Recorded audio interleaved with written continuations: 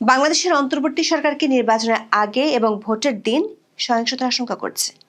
গত 17 মাস ধরে আইন শৃঙ্খলা পরিস্থিতির চরম অবনতি আর সরকারের মিত্রদের মব সন্ত্রাসের কারণে জনমনে যে আশঙ্কা, সেটি কি এবার সরকারই প্রথম প্রকাশ করলো? এমন প্রশ্ন উঠছে পররাষ্ট্র মন্ত্রণালয়ের একটি বিবৃতিকে কেন্দ্র করে।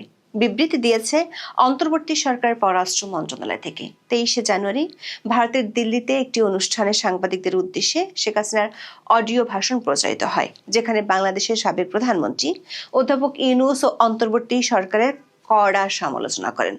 ওই ভাষণে শেখ হাসিনা 5টি দফার কথা বলেন। ভারতে বসে প্রকাশ্য একটি অনুষ্ঠানে শেখ হাসিনার এমন অডিও ভাষণ প্রচারে বাংলাদেশের সরকার বিস্মিত ও হতবাক বলে মনে করছে দেশটির পররাষ্ট্র মন্ত্রণালয়। ভারতে বসে শেখ হাসিনার এই অডিও বার্তাকে বাংলাদেশের অন্তর্বর্তী সরকার দেখছে উস্কানিমূলক ও দেশটির নিরাপত্তার জন্য হুমকি হিসেবে।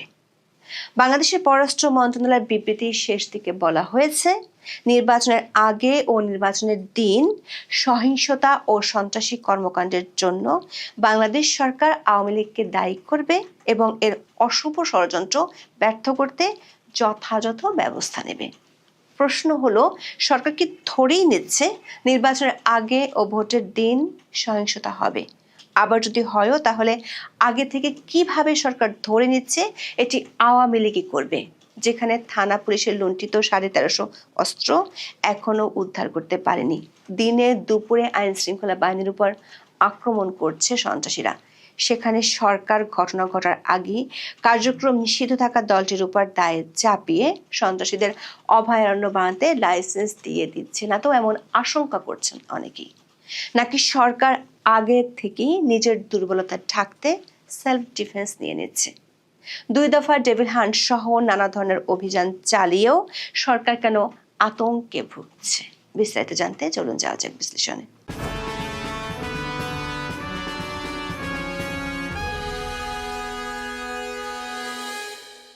ভারতের দিল্লিতে থাকা বাংলাদেশের সাবেক প্রধানমন্ত্রী শেখ হাসিনা এই প্রথম প্রকাশ্যে মুখ খুলে বাংলাদেশের অন্তর্বর্তী সরকারের বিরুদ্ধে তীব্র আক্রমণ করেন গত 23শে জানুয়ারি।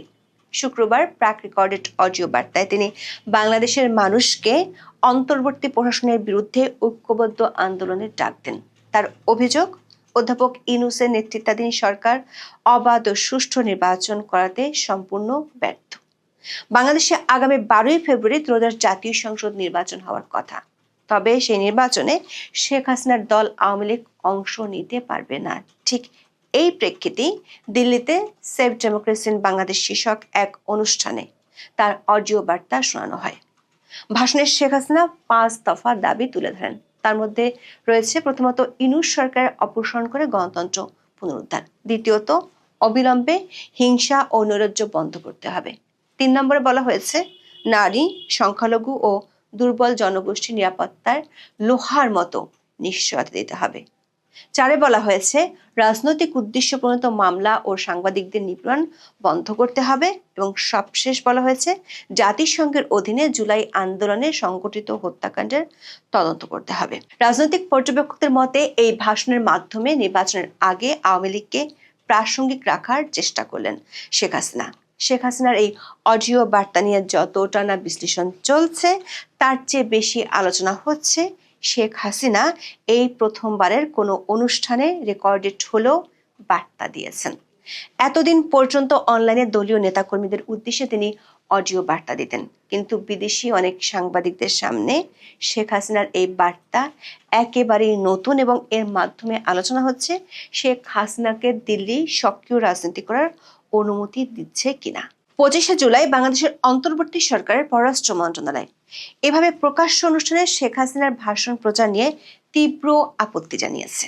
পররাষ্ট্র মন্ত্রণালয়ের দেয়া বিবৃতিতে বলা হয়, শেখ হাসিনা, যিনি মানবতা বিরোধী অপরাধ করার জন্য আন্তর্জাতিক অপরাধ ট্রাইব্যুনালে দোষী সাব্যস্ত হয়েছেন, গত 23শে জানুয়ারি দিল্লিতে একটি প্রকাশ্য অনুষ্ঠানে তাকে একটি বিবৃতি দেওয়ার সুযোগ দেওয়া হয়েছিল, যেখানে তিনি প্রকাশ্যে বাংলাদেশ সরকারকে অপসারণের আহ্বান জানিয়েছেন।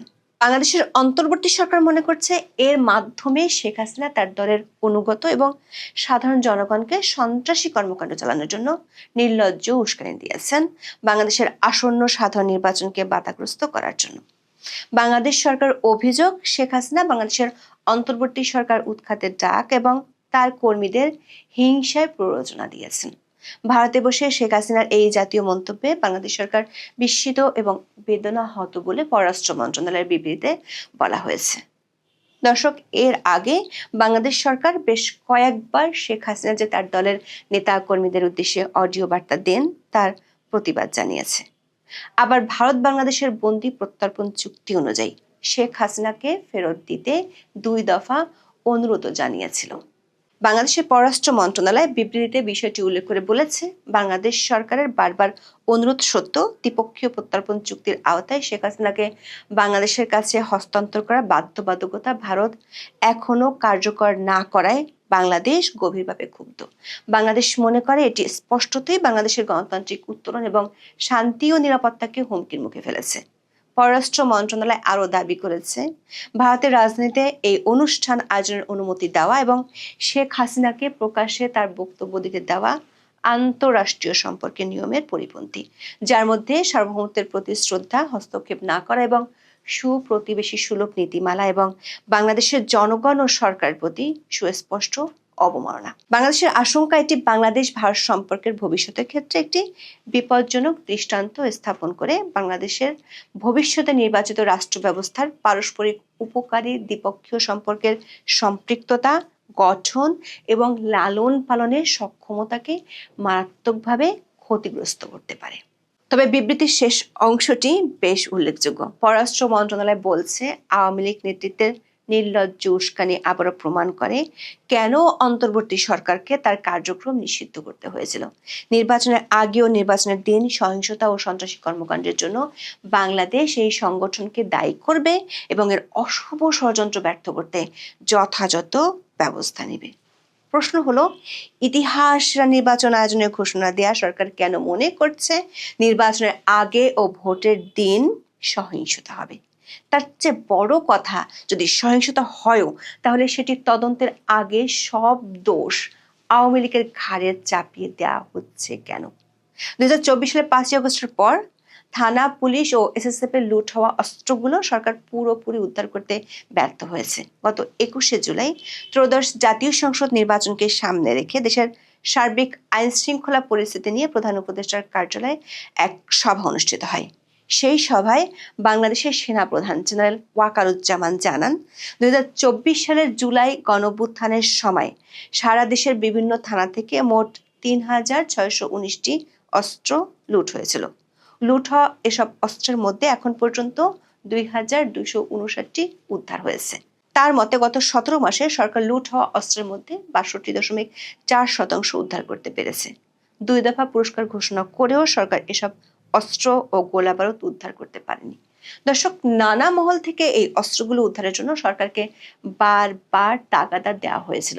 আবার জুলাই আন্দোলনের সময় কারাগার থেকে পালিয়ে যাওয়া দণ্ডপ্রাপ্ত আসামি ও জঙ্গিরা এখনো রয়ে গেছে ধরার ছোঁয়ার বাইরে। পর্যবেক্ষকরা মনে করেন সরকার এই দুটি ক্ষেত্রে পুরোপুরি ব্যর্থ হয়েছে। আবার সীমান্ত দিয়ে যে অস্ত্র আসছে তা নিয়ে গণমাধ্যমে বেশ কয়েকটি রিপোর্ট হলেও সরকার বিষয়গুলো আমলেই নিচ্ছে না। এমন ব্যর্থতার মধ্যে সরকার আগাম সন্ত্রাসী কর্মকাণ্ডের দায় আওয়ামী লীগকে দিয়ে কি নির্ভর হতে চাইছে? আবার চট্টগ্রামে বিএনপি প্রার্থীর উপর হামলা, ওসমান হাদি হত্যাকাণ্ড সহ গত কয়েক মাসে যেসব সন্ত্রাসী কর্মকাণ্ড হয়েছে তার বেশিরভাগের হোতাদের সরকার ধরতেই পারেনি, অথচ সরকার লোক দেখানো 2 দফা ডেবিল হ্যান্ড সহ বহু অভিযান চালিয়েছে। অবশ্য সেসব অভিযানে সন্ত্রাসীদের ধরার চেয়ে আওয়ামী লীগ ও এর অঙ্গ সংগঠনের নেতাকর্মীদের ধরার ক্ষেত্রে সরকার আগ্রহ বেশি ছিল। বিশেষজ্ঞরা মনে করছেন, বাংলাদেশের পররাষ্ট্র মন্ত্রণালয়ের বিবৃতিতে সরকার স্পষ্টভাবে বলেছে, নির্বাচনের আগে এবং ভোটের দিন যদি কোনো সহিংসতা হয় তাহলে সরকার আওয়ামী লীগের উপরে দোষ দিবে। কিন্তু যদি জেল পলাতক সন্ত্রাসী কিংবা আওয়ামী লীগ নয় এমন কোনো পক্ষ যারা নির্বাচন চাইবে না কিংবা সহিংসতা করতে চাইবে, তারা কি সহিংস কর্মকাণ্ড চালাতে পারে না? বিশেষজ্ঞরা মনে করছেন সরকার এই বিবৃতি সন্ত্রাসীদের জন্য এক ধরনের অভয়ারণ্য তৈরি করে দিবে।